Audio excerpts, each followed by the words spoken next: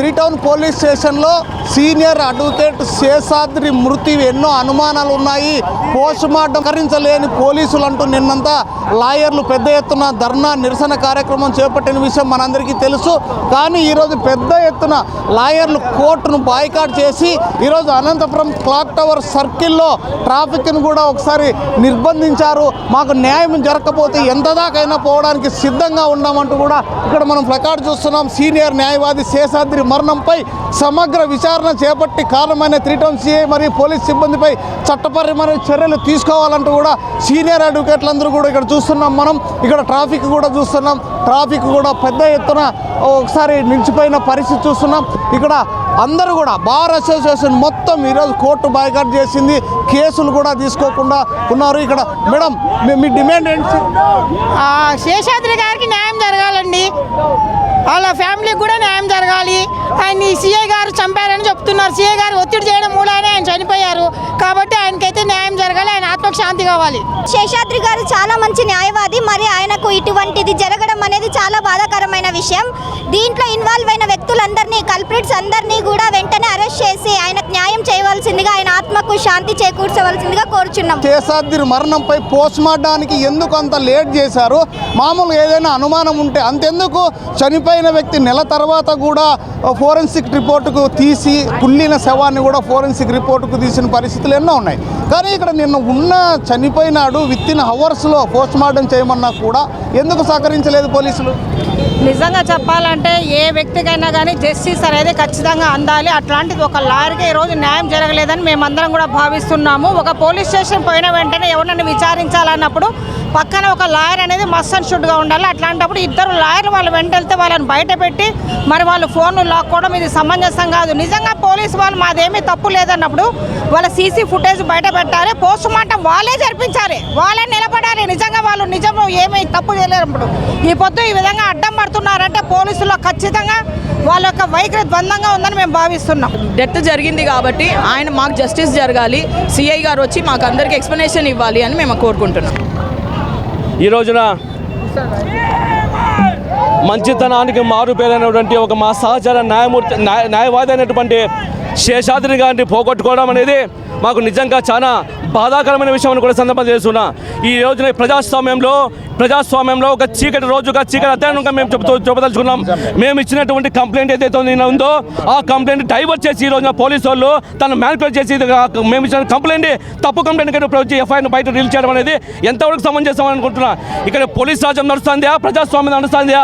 ఒక్కసారి మీరు గమనించాలి. అయ్యా ఎస్పీ గారు, ఈ రోజు మీరు అనంతపురం జిల్లాకి కొత్తగా వచ్చామో కానీ అనంతపురం జిల్లాలో ప్రతి స్టేషన్లలో, అనంతపురం పట్టణంలో సివిల్ పంచాయతీలు ఏ విధంగా మీ సబార్డినేట్స్ చేస్తున్నారో మీకు కనిపించడం లేదా అని కూడా సందర్భిస్తున్నా.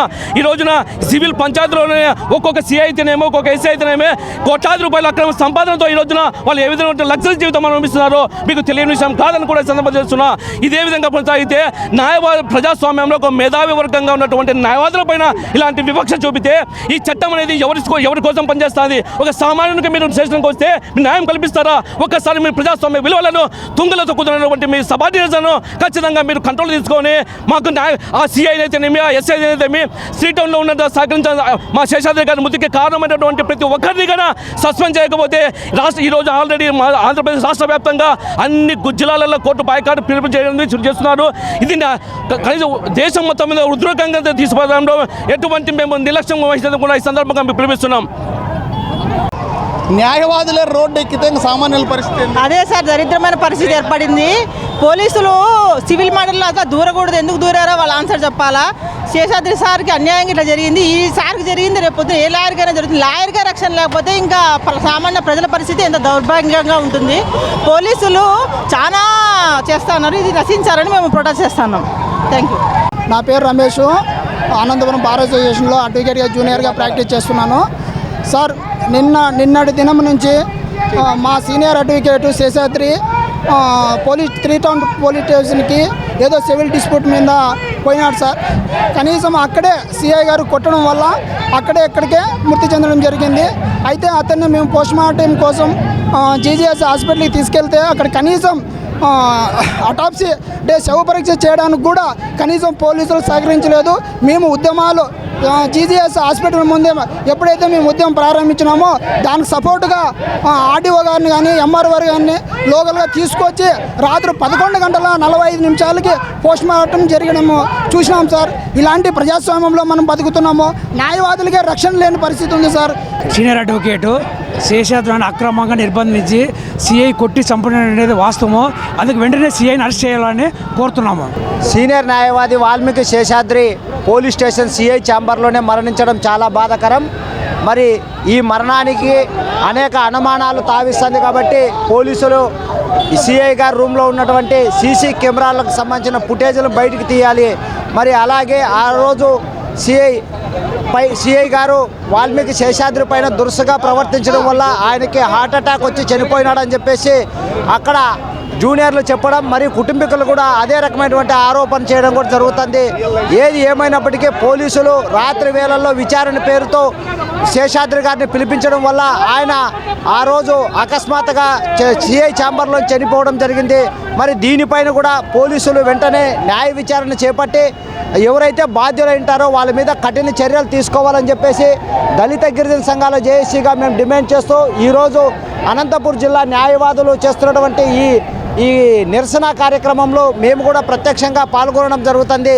ఇదే కాదు, పోలీసులు చాలామందిపై చాలా రకాలుగా వివిధ పద్ధతుల్లో వేధింపులు, ఇబ్బందులు, బెదిరింపులకు పాల్పడుతున్నట్లు కూడా మనం చూస్తూనే ఉన్నాం. ఆ కోవలోనే వాల్మీకి శేషాద్రి గారి పైన కూడా జరిగింది. అటువంటి దుర్ఘటనలో భాగంగానే వాల్మీకి శేషాద్రి గారు చనిపోయారు కాబట్టి ఖచ్చితంగా దీనికి ఎవరైతే కారకులైతారో వాళ్ళ మీద చర్యలు తీసుకోవాలని డిమాండ్ చేస్తున్నాం.